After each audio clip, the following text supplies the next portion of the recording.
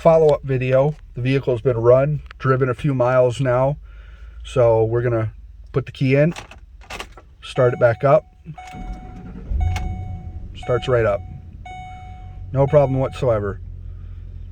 It's only that first cold start in the morning that gives me a problem. I can even key it off and right back up. And she'll start right back up just like that every time now for the remainder of the day until you park it for like 6 hours or more. Then it'll do the whole delayed start thing again.